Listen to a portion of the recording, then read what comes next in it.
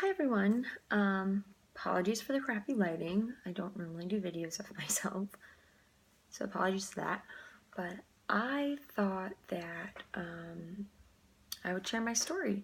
I normally don't do this kind of thing, but with the motivation from the CAST Foundation and today being Demi Lovato's 6 year of sobriety, I thought that honestly, if she can share her story, then maybe I can, and who knows? Maybe there's someone out there that is currently going through what I went through, and something I say could really help them. So if that's the case, so be it. I'm glad I did it. So to share my story, for those who do not know, I am a survivor of anorexia nervosa. And when I say survivor, I mean it because this disease is nasty and wicked and it takes so many people's lives. So in order to share my story, we are going to have to backtrack to my junior year and senior year of high school. I am now a senior in college. I honestly had what people would say would be like the perfect life. I had an amazing family, amazing friends, super supportive parents, and I didn't really have any like one massive issue that I was facing that would have sparked the fire for this anorexia nervosa to come out. But it came out and the fire engulfed me so fast. I was in high school just living my life, and just slowly, just like thoughts would just creep up into my head, and then I eventually just let them get the best of me, and I was lost. But I didn't know I was lost, which was the weird part. Like my whole entire world was just crumbling down around me, and everyone could see it except me. I was the only one who couldn't see it. And I thought that I was doing great. My grades were amazing. I was active. I had amazing friends. But everyone around me was no joke in fear for my life and was unsure whether or not I was even going to make it out of high school. And while they were fearing for my life, I was fearing for the apple that was packed in my lunchbox for lunch. It's just any type of food was just so intimidating, but I didn't realize how intimidating it was at that point, and I just let all of the horrible thoughts just get to me and control my every move. And honestly, that in itself was just so tiring. It was, and I just let it take over. And when it took over my personality. I became super, I retreated. I became rude to my family. I became rude to my friends. And I was just so ashamed of what was going on. And I didn't know how to verbalize how ashamed I was, that then I started self-harming. And self-harming is horrendous, but for me, it was more of a blessing and a curse.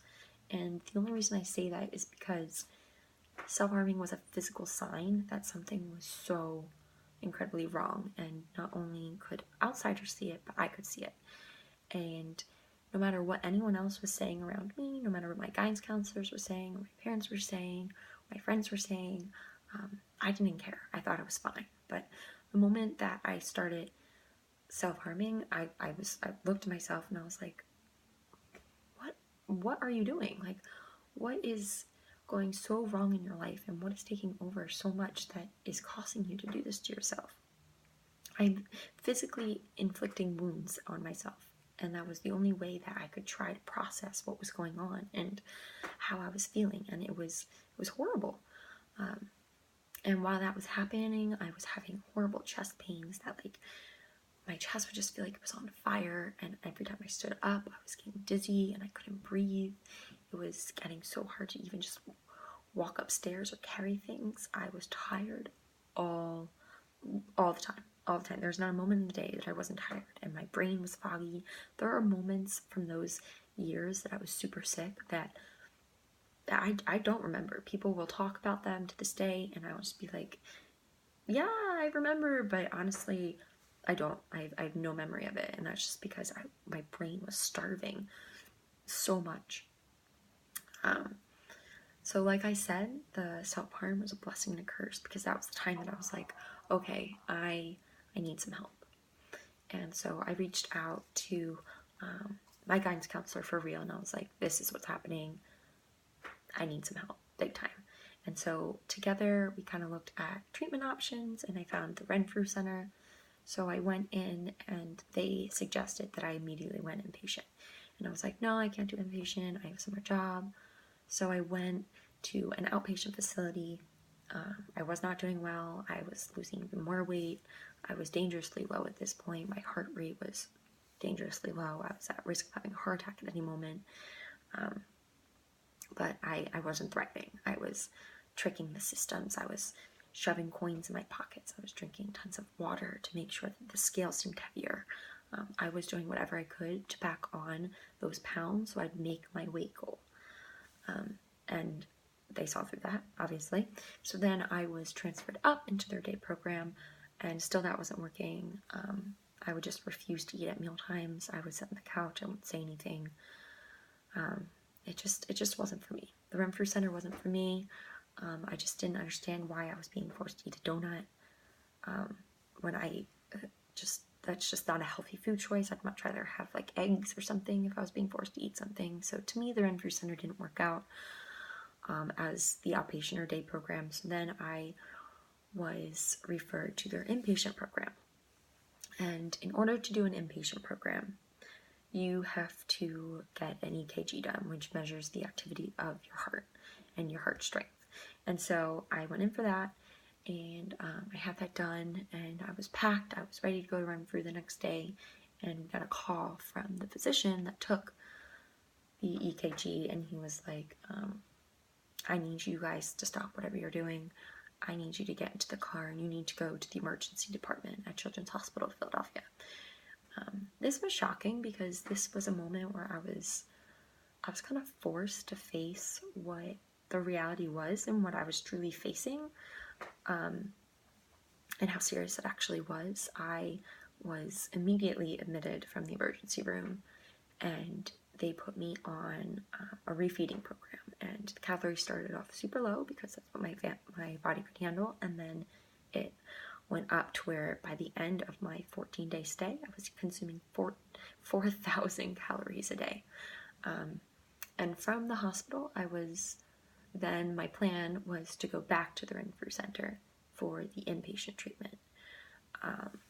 Thankfully, my parents are beyond amazing, and they decided to do their own research of treatment of eating disorders, and we found the most amazing private coach out of Atlanta, Georgia. Her name is Dana Masters, and she just knew how to approach the recovery through a different holistic way than what just traditional eating disorder places are going about. Well, the treatment center that I had experience with, she went about it in like a scientific way as to like, this is why you need to eat, this is the type of food you need to eat, this is how many times you need to eat it, and this is what it will do for your body.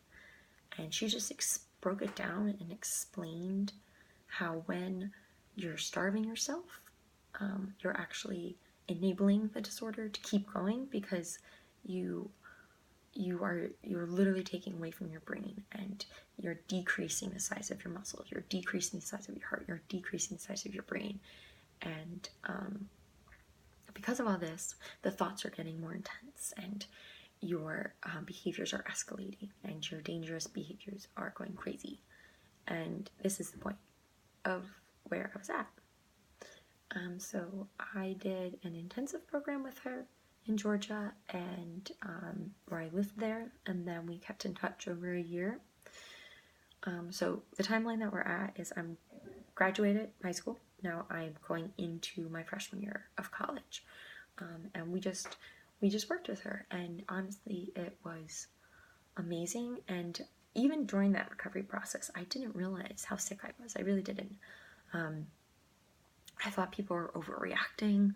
I thought that people were just wanting me to just be a certain way and gain this amount of weight, and I didn't understand it. I knew that I was sick and I knew I had problems, but I didn't know the degree to the problems that I had. And I don't think I honestly truly recognized that until probably a good year or two out of the recovery. Well, what she would say recovery is. I am just so so incredibly fortunate for my experience and my treatment options, because I think the way eating disorders are treated needs to be, well, at least at the place I went, needs to be revamped. And although it didn't work for me, it may well and probably does work for lots of other women, but I can say that I am 100% fully recovered, and that is a thing that, like, not many people say at all. I am loving my life. I'm a senior. I have an amazing family. I have an amazing boyfriend. I am in love with life, and I don't have the confidence to say that I would feel that way if I stayed at my original treatment center. I am really looking forward to seeing Demi Lovato in concert. She was the one that, just listening to her songs throughout recovery, honestly gave me hope, and they just let me know that I wasn't alone. And I know that's like a cheesy thing to say, but it's true. I didn't know anyone that was going through it at the same time that I was truly comfortable expressing my feelings to. And so through her music, I kind of gained that strength to talk to my eating disorder coach and my psychologist. And I don't think I would be where I am today without her. She was a huge part of my recovery, and I cannot tell you how excited I am to see her in Philadelphia. It's unreal. Yeah, that is basically my story in a 12-minute video. There is a lot that I left out, but the video is already pretty long as it is, so I didn't want to make it any longer. I really hope this video just enlightens or gives hope to someone else. Contact me. Honestly, please contact me if you have any questions. And that's my story. Thanks for listening if you made it through the whole video. And get tickets to Demi Lovato if you can. Alright, have a good day.